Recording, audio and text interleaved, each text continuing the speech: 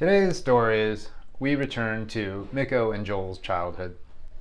Now, last we heard, Joel had told Ms. Owen in 5th grade that it was a free country. And he really shouldn't have done that because he was already in trouble. And when you don't start to make amends when you're already in trouble, it just gets worse and worse and worse.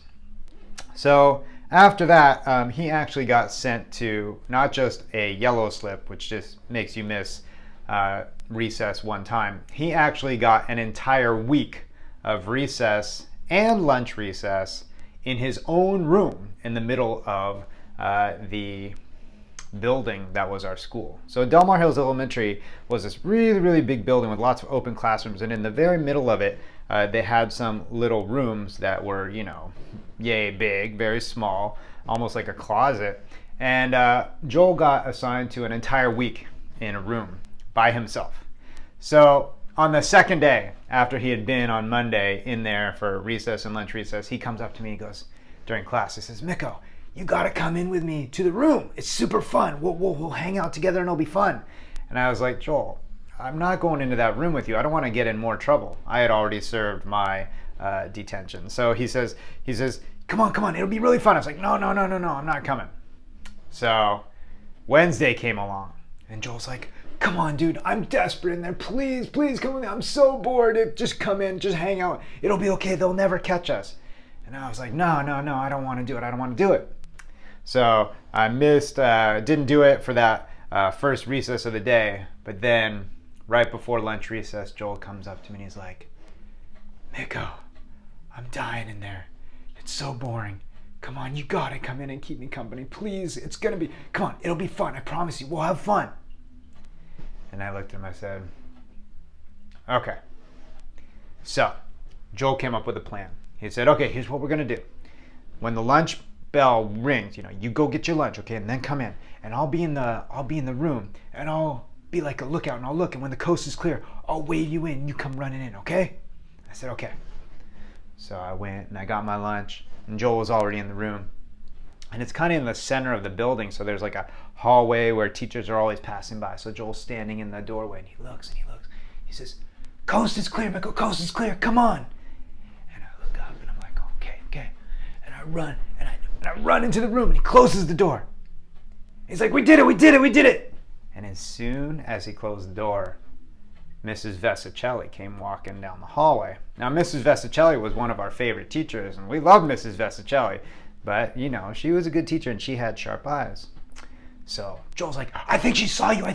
Hide. So I climbed underneath the desk, and I got as far under as I could. And I was a pretty small kid, so it was pretty good. I could hide pretty far. Knock.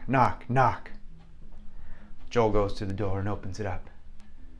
"Oh, hi, Mrs. Vessichelli," he says.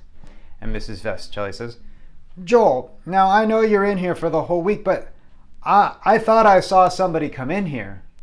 And Joel goes, "Oh no, Mrs. Vessichelli, there's nobody else in here. It's just me." And she says, Are you sure? I thought I saw Miko run in here. I thought I saw him running down the hallway." And Joel goes, No, Miko? No, he's outside playing. Why would he want to come in here? No, it's super boring." Are you sure? I'm pretty sure I saw Miko running down the hallway." No, that must have been some other really cute Chinese kid, because he wouldn't be doing that." She said, "Well then, whose shoes are those that I see sticking out from underneath the desk?" Joel looks, he turns around, he goes, "Oh my God, whose shoes are those?" And he looks down, he says, Whoa. And then I started backing out, and he goes, "Miko, what are you doing in here? How did you get in here?" And I stand up, and Mrs. Vessichelli is looking down at me, and I smile at her, and she looks at me, she says, "Miko, what are you doing in here?" I said, "Well, Joel was really, really sad, and I wanted to keep him company. I felt so bad for him. I know I shouldn't have. I'm sorry, Mrs. Vessichelli." And she said, "Well, Miko, I'm going to have to give you a yellow slip, okay? And then, Joel, I will talk to Mr. Swennon and the principal and see what your punishment will be." And she took me out, and Joel closed the door, and he sat down at the table, and he was all alone again. And it turns out what happened is I got another yellow slip, and I had to miss recess the next day, Joel got an entire second week in the room by himself for recess and lunch recess every day. Now, I have another second story about Mrs. Vessichelli, which is very different, has a very different ending. So hopefully you understood the theme to that story. Now, this next story is when Joel and I were a little bit older. We were actually in 6th grade. And Mrs. Vessichelli had been our science teacher for many years, and so we loved her from the early grades all the way K through 3. And so one day, Joel and I were, much later, we were on the playground. And the way Delmar Hills was there was like a older kids playground for 4th through 6th grade, and then there was a younger kids playground all the way on the other side of the building for K through 3. So Joel and I had walked up the hill, and we looked over at the K through 3 playground, and we saw Mrs. Vessichelli way on the other side over by the basketball courts. And we turned to each other and say, "Do you want to go say hi to Mrs. Vessichelli?" Now we looked at each other and we knew we weren't allowed, because we were 6th graders, we weren't allowed on that playground, but we just really wanted to say hi to Mrs. Vessichelli and make her day because we loved her so much. So we're like, yeah, we can do it. Okay, we'll be super quiet and secret. And so we started to cross, and we had to get all the way across the playground. So we're like Mission Impossible. Dun dun dun dun dun dun dun dun dun dun dun dun dun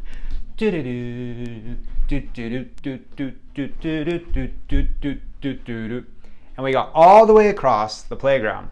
And we went, she was on the basketball court, so we went all the way around, and we came up behind her. And then when we got behind her, all the little kids were like grabbing onto her legs. You know how they are on the little kids' playground. All the little kids are hanging on to the teacher, and she's got her bullhorn. And we get up behind her, and we go, "Hi, Mrs. Vessichelli!" And she turns around, and she goes, "Oh, boys, what are you doing here?" And we said, "Mrs. Vessichelli, we came to say hi to you. Oh, you're like our favorite teacher. We just wanted to say hi to you and make your day." And Mrs. Vessichelli smiles and she says, "Oh, that's so sweet of you boys, but you're not allowed to be on the K through 3 playground. So here's what I'm going to do. I'm going to count to 20, and you need to be off this playground before I get to 20. And if you're not, I'm going to have to give you a yellow slip. But thank you for coming to say hi." And then Joel and I looked at each other and we started running. "Let's go!" And we started running. She got her bullhorn. She goes, 1, 2, 3. And Joel and I are running. We're running. The playground seems so long. And she gets up to 13, 14. And at that point, we're running. And all of a sudden, as I'm running, I feel this huge weight jump on my back. I'm like, "Oh, what is that?" And I wrap my arms around his legs, and I'm running. I'm like, "Ooh." And it's Joel, and he's like riding me. He's like, "Giddy up, Nico, giddy up, giddy up, giddy up, go, go, go." And Mrs. Vessichelli starts laughing. 16, 17, 18. And just as she's getting up to 18, I see the hill where we can get down to the 6th grade playground. And I'm running, and Joel's like, "Giddy up, giddy up, giddy up." And she goes, 19. And just as she gets to 20, I got over the line, and we roll down the grass bank all the way to the bottom. And she says, 20. And we're laying on the grass, looking up at the blue, sunny sky of San Diego. And I say to Joel, "Why did you jump on my back?" And he says, "I was getting tired, and you were going so fast, and she was getting close to 20. I just knew if I jumped on your back, you'd get us there, Miko." I said, "Oh, don't ever do that again." But we made it. Now, we didn't get yellow slips that time, even though we had broken the rules. And I want you to think about, what was the difference between the first story, which led to yellow slips and an entire week for Joel, and the second story, where we still broke the rules, but we didn't get in trouble? I'll tell you what I think the answer is. In the first story, it was really quite selfish. Joel wanted me in the room so he wasn't bored, and I wanted to make him happy, so I chose to do it, and we were breaking the rules. But in that second story, even though we were breaking the rules, we really were doing it because we wanted to make Mrs. Vessichelli happy. We were doing it for her. And she could see the pure intent in our hearts. And so she didn't want to punish us. Ask yourself whenever you're breaking a rule, are you doing it for your own benefit? Or are you doing it for the greater good of others? Have a great day. Thanks for listening.